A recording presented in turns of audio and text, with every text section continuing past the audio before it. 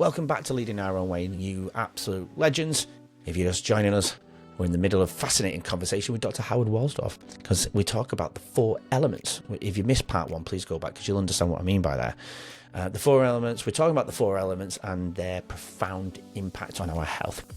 In today's episode, we're explaining the practical applications of these ancient principles in our modern world. Think about that earth, the water, the fire, the air. I got that one wrong. Air, then fire. Goes from the bottom up. Dr. Walsdorf, though, he shares some game-changing perspectives on nutrition, mental health, and how to maintain balance in our technical-driven lives. If you missed the earlier parts, you'll find them linked in the description below. Let's dive right in. Here's Dr. Howard. It's fascinating. It's fascinating how much we've gone away from all of those 4 elements. It seems so logical, doesn't it, when we break it down? I'd like to think so, and it's. I don't want to get too scientific, or what I like to say about the 4 elements is and I like to use that fire, air, water, and earth concept of Yeah. earth is the practicality. I believe the 4 element way of thinking is very practical. It gives you practical knowledge of what you have to, what you are best off doing, whether it be, having good posture, or eating healthy, or, learning how to, use your muscles better, having good nerve flow, and, the importance of stimulating your nervous system in positive ways. So that's a key part of what I try to do in the book. But the book is also about, actually, I've lost my train of thought where I wanted to go on this one.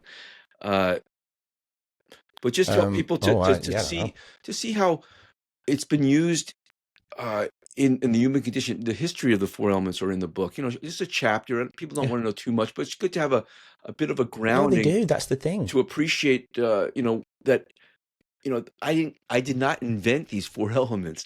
They've been there, and just like I say, it's a privilege to be somebody who's bringing them forward, and unfortunately, there's an outlier aspect to this project of mine, but young people, I have a lot of young people in my practice. I'm in the university area of Syracuse, and so many young people are overly anxious. I've been here, like I say, for 4 decades, and I've seen this progression of youthful energies going, kind of spiraling into more and more depression, anxiety, and the like.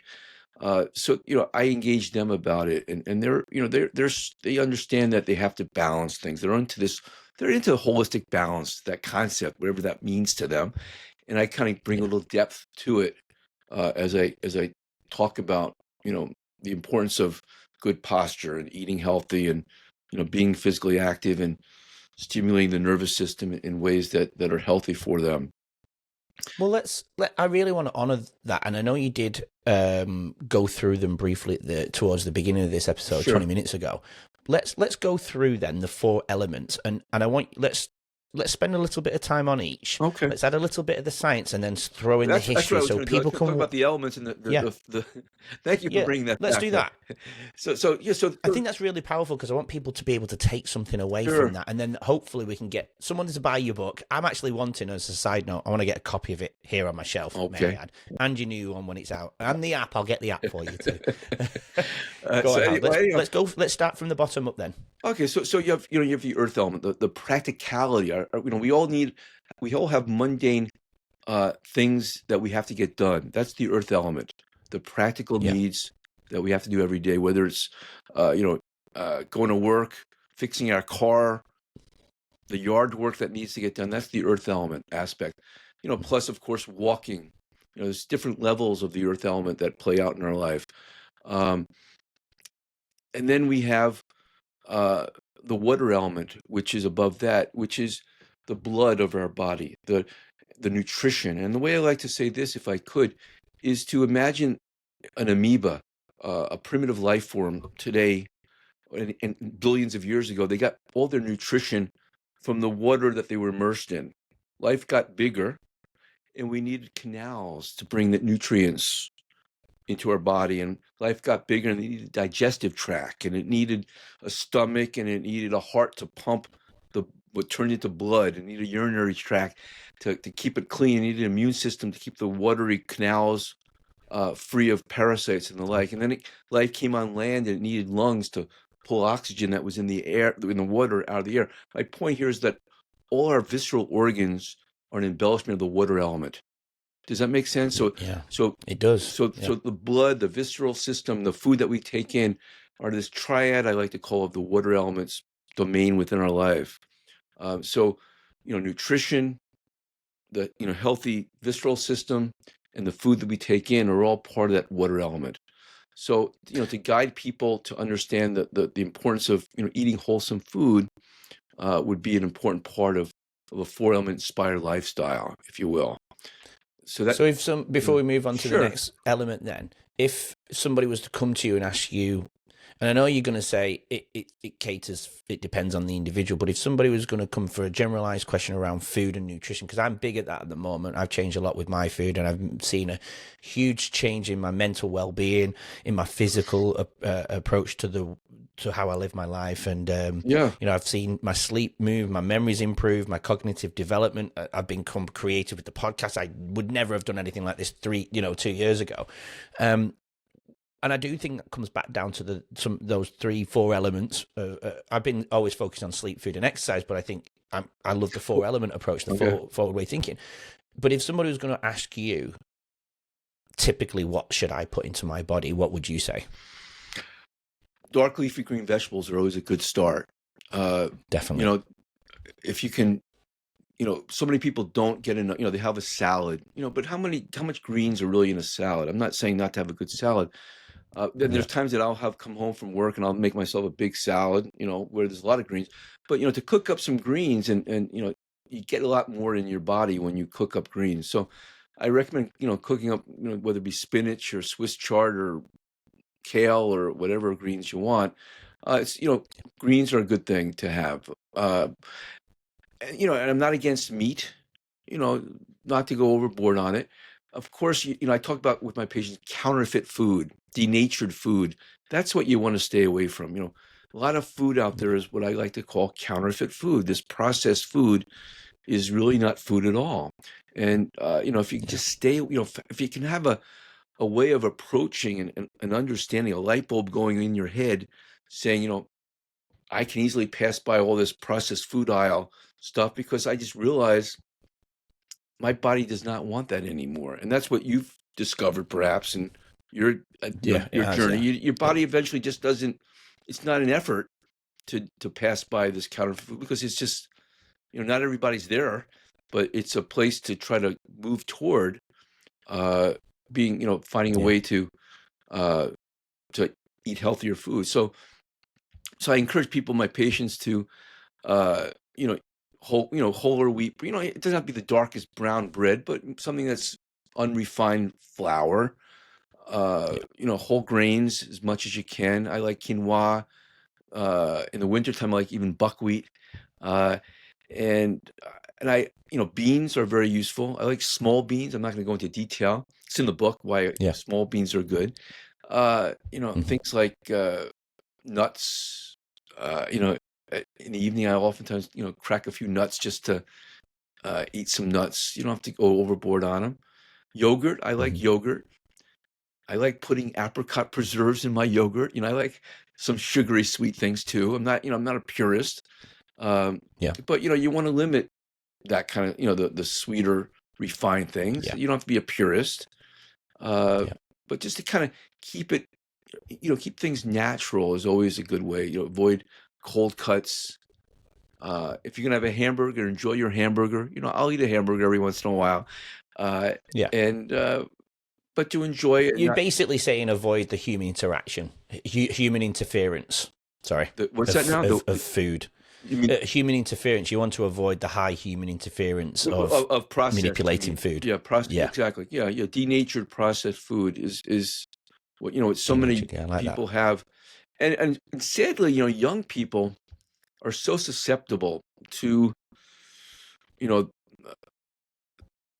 sweet, colorful food, and as a parent, it's you have a couple kids. I have a grown up now, and it's not easy to train Yeah. these kids. And what I heard a couple of months ago is in Japan, children, when they go to school, are their lunch food is prepared in a very beautiful way, and they're trained from the Yeah. get-go to Yeah. appreciate well-made food.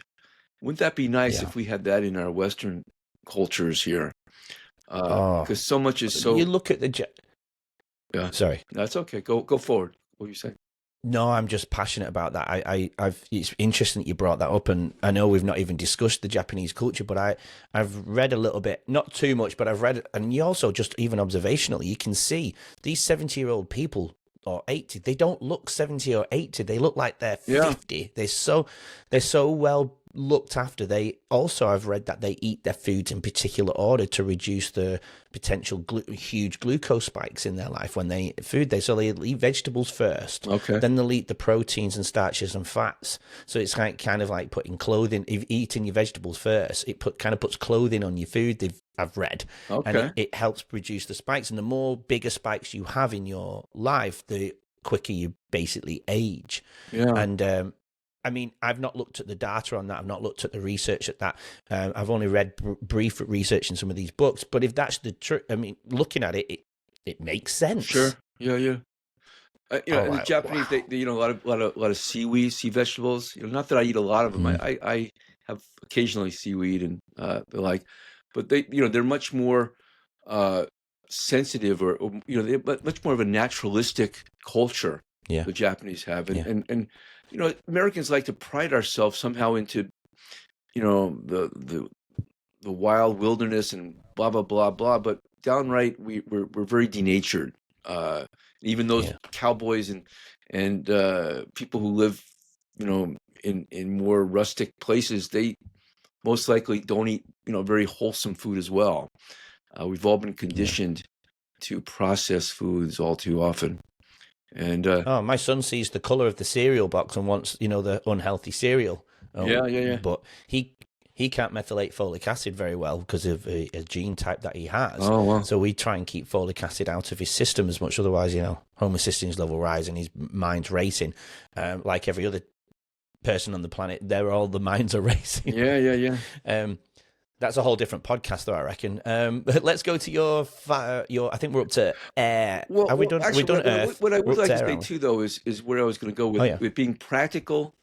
Um, I like to think of the four elements as the water element is kind of the mystical, romantic, Mm, poetic nature of our lives, and I do want to emphasize that because I think we all want to live a somewhat mystical, poetic, romantic life, and that's the realm of the water element. And I don't know if that yeah. is intuitively available to people. But traditionally, the water element in astrology and the like has been the emotions, it's the sentiments, it's the blood, that passion, the pleasure of life is all that water element domain of our lives.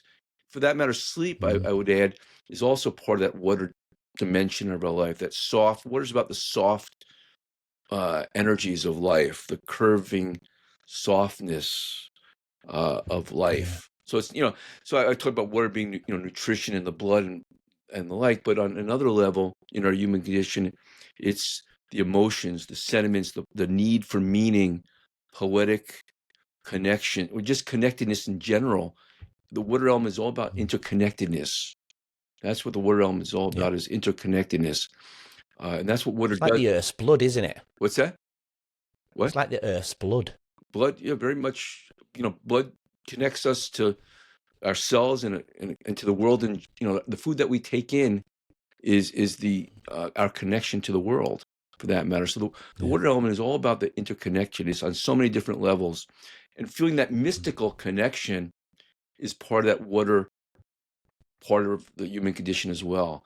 So I like to say that the water element, the four elements are have all these dimensions. It's practical, it's poetic, and mystical in a sense, and it's also very logical. That's the air element. The air element is intellect is uh, related in astrology to the air element. I don't want to go, say you have to be an yeah. astrologer to appreciate, or whatever, No. but part of the human condition is we have this intellect, and part of what the air element what nature does, it helps us to understand what these four elements, these four principles are all about. So water is kind of it's a heavier element.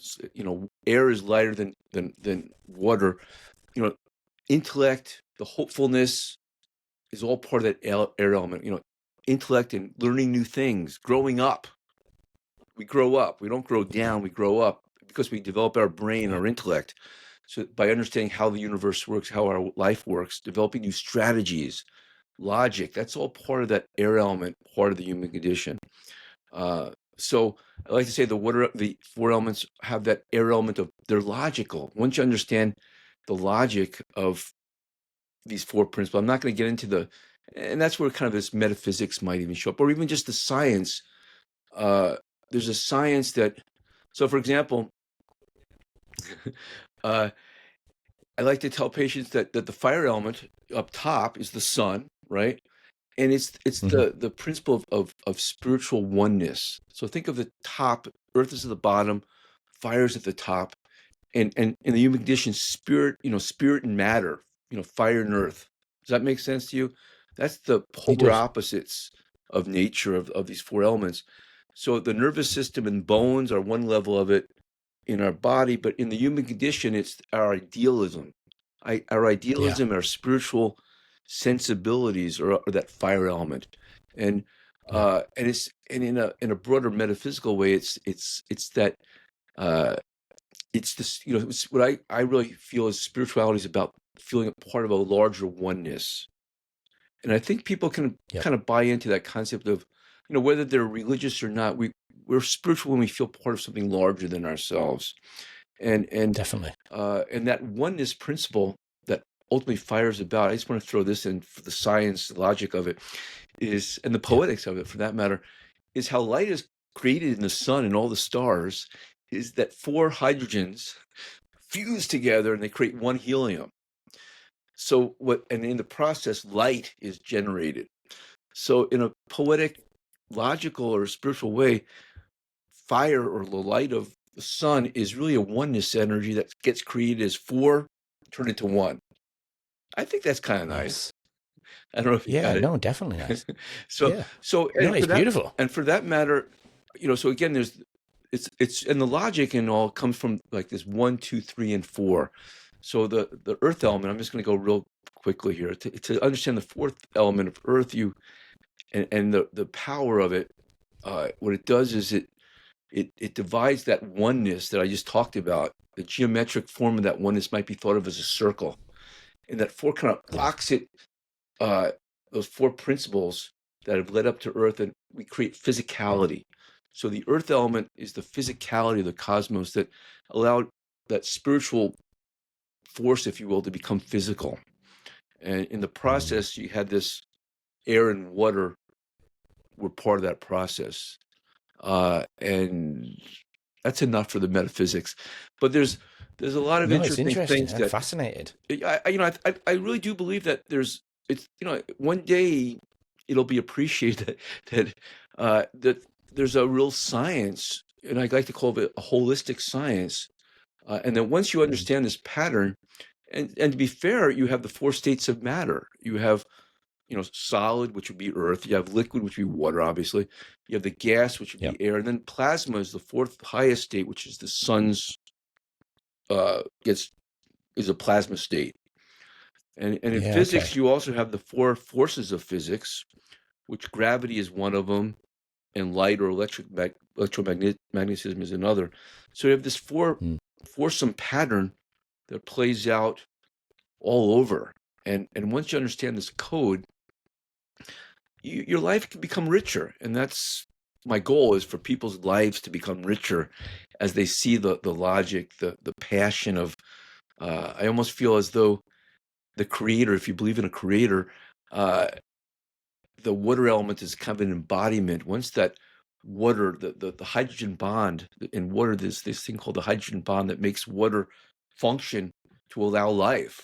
If there was no what's called a hydrogen bond, which is a unique bond in nature that connects all the water's molecules together. So water is this interconnected thing. All the water's atoms are really one giant molecule of water. once you see this hydrogen bond in action. So it embodies that water principle of interconnectedness is what I'm trying to say there. So these principles, so, and even in air, which is the second element, fire, air, right? Water and earth.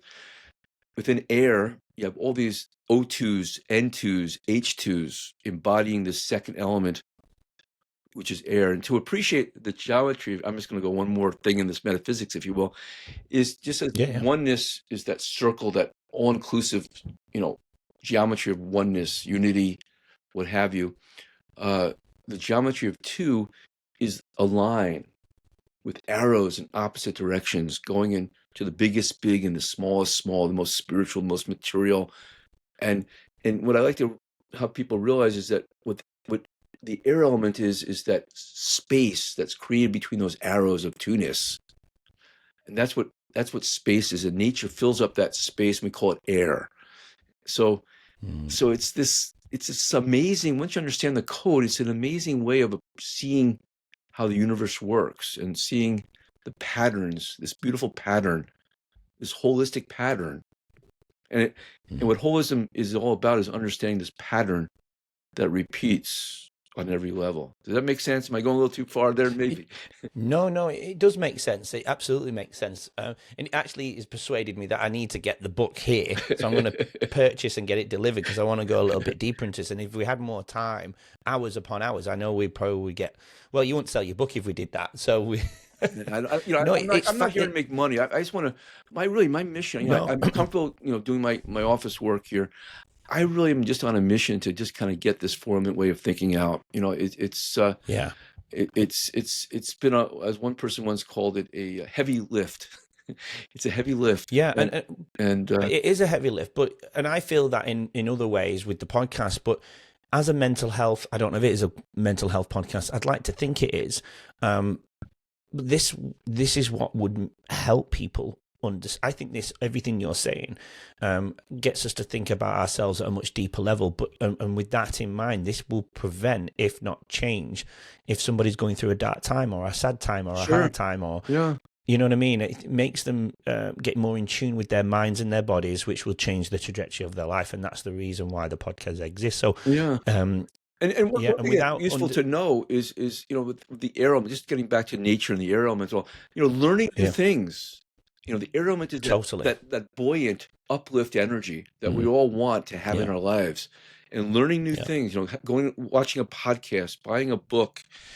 It's uplifting. If I'm kind of feeling low, reading a book that's interesting. The concept of being interested in something is an air element, intellectual faculty of ourselves. Gives you meaning a little bit, doesn't it? We need that buoyancy when we're depressed. We all get depressed, of course. And there's times that we feel down, but we're meant to kind of move up. We're kind of wired to kind of move up and forward. And the fire element is about moving forward. The air element is about moving up. The water element is about kind of this wishy-washy side to side thing, if you will. The playfulness of water and water is about we're meant to have fun, pleasure. That's all part of the water elements play in us, if you will. And all of these elements, all this, let's call it I don't know how we can call it, but if you can picture all of these things that you've been discussing as if it's smart, if it's intelligent, the depth that you've gone to, these things, these elements have all been here for millions of years, yet we become more modern. Our generations become more modern every time. You can see it in the way we act, the way we think, the way we develop the technology. But at the same time, it's, as you said before, it can be dangerous because we're trying to live in this world that's never really changed. The weather's been the same. Well, sorry, that's probably a bad example. The weather has changed. But the grass and the fields have always been there. The oceans have always been there. The trees have always been there. Yet we're trying to come so far away from that. Right. Yeah. No. It just the sun, the air, the water. You know where I'm going? Yeah. The sun, the air, the water, earth have always been there. And always been there. And that's what I like to say. Just like the numbers are the most abstract of real things. And that's why I like to use them in kind of giving a frame of reference for this fire, air, water, earth, this 1, 2, 3, 4 concept. Um, Yeah. the four elements, we can't argue with them. The sun, the air, the wood, and earth. They're there, Yeah. and you know, Yeah. and I think that people want to see nature in a spiritual way. You know, I think most people want to feel that there's something spiritual in nature. Maybe I'm wrong. And that was, you know, that's sort of what differentiated me as I was a kid. I felt this spiritual, you know, even as a young kid, I would go into the woods, and my friends, we were all going to the woods, but I was kind of a little bit more sensitive, uh, I would say, to just kind of the something, you know, now I can intuition, you know, my intuition tells me I just was kind of aware of something that was spiritual, if you will. But I think that Yeah. we all want to feel nature in a spiritual way, and I think the model of the four elements that the ancients gave us help us to see that there is a spiritual dimension, that the sun, the air, the water, earth are embodying these principles. So these principles of fire, air, is one, two, three, four, oneness, yin yang principles, the principle of interconnectedness of water, the practical, you know, locking the need to be mundane. Those are actually spiritual principles. To be physically active, it's sort of a spiritual principle, I believe, that Earth would tell us, and these are help us to see this world around us is embodying spiritual principle. And what makes nature on this planet so productive, as opposed to interstellar space or another planet where these elements are not in balance. Nature has balanced these principles, these elements, in such an elegant, productive way that we're here to talk about it, you know? Um, Yeah. and that's the amazing thing, is that these four principles can come together in a myriad of ways, um, that it might be hard for the somebody out there to appreciate, but they truly do come. You know, life is the evolution of life is how these four base principles have come together and created our body. And that's what my second book on this sacred architecture of the human body is based upon, is appreciating how these same spiritual principles have framed our human body. That's a topic for another discussion, perhaps. No, if you can, let's talk. I do have a question. Let me ask that question that I've Sure. got in my head already, because I want to come. Let's spend a couple of minutes on your new book, and if what you're gonna. I know you've mentioned it, but why people should look at this book and maybe go to your first book first. With mental health, then, as somebody who sees a lot of people on a weekly basis, do you think mental health, have you seen, because you've been in the industry for such a long time, since a very young age, and I want to dig into that too briefly, but have you seen mental health decline over the last, Well, I don't know, decade, well, let's say? more so with young people, you know, but I Yeah. would say everybody's mental health has gotten, you know, people are stressed more. You know, stress was Yeah. not as big a deal 30 years ago, in my opinion. We were all little, but you know, nobody talks about it as much as they do today, and the sense of Yeah. imbalance. Uh, so mental health, you know, is about how we balance. You know, what I like to say is from uh, I don't want to get too distracted by this, but from a three element perspective, you know, what this what holism oftentimes talks about is this body, mind, spirit balance, that triangle of Mm. balance. So the body and the spirit are kind of two poles. Can you kind of see that? You know, spirit, matter, Yeah. body, spirit. You know, those yin yang opposites of two. What mind is that triad, third part of the equation that brings opposites together. So my point here is that who we are, our psychological or mindful state, is how we balance not just the spiritual material poles of our lives, but all the opposites of the human condition are who we are. That's who our psychological self is. Our mind is how we balance the opposites of our life. Does that make sense on some level to you? And I, Yeah, no, and it I think it does. gives a good frame of reference to see, you know, how can I balance these opposites of my life? And what are these opposites, for that matter? You know, is there Yeah. something that should be balancing all this counterfeit food stuff, this technology? You know, is there, you know, we talk about work-life balance or when things on that, you know, they're obviously important, but to have that Mm. frame of reference where who we are is how we balance things. And we can balance things in a very precarious way, or we can balance things in a more elegant, beautiful way. And what art is, in many ways, an artist is seeking to balance things in a beautiful way. That's why, I like to Yeah. say that science is kind of this air element that breaks things into more and more two-nesses to dissect things, to understand how things work. That's the power of the air element, the howness of our lives. Yeah. The water element Yeah. is the whyness. Why we brought those opposites together is who we are. Why it brings us meaning. And so Yeah. I kind of believe that meaning comes into our life as we find ways to balance things in a better way. So, our lives are meant Yeah. to be artful because art is how we balance things. And I think that's good for our psychological selves to see that we're meant to be artists in our life, to balance things Yeah. as productive, as poetic, as logical, and as spiritually inspired. Again, those four elements being, the fire element is about living an inspired life. You don't have to be overly spiritual, but just be inspired. The air element is about Yeah. being hopeful and living an interesting life and learning new things. And the water element is about, living a meaningful, purposeful, pleasurable, healthy, well-balanced life. And earth is about, living a physical, accomplished, productive life. Those are all, they're logical. They make sense. We all want it. Yeah. And It does. it's obviously People there's have just other got to ways of see it, don't they? what's that? People have just got to see it, though.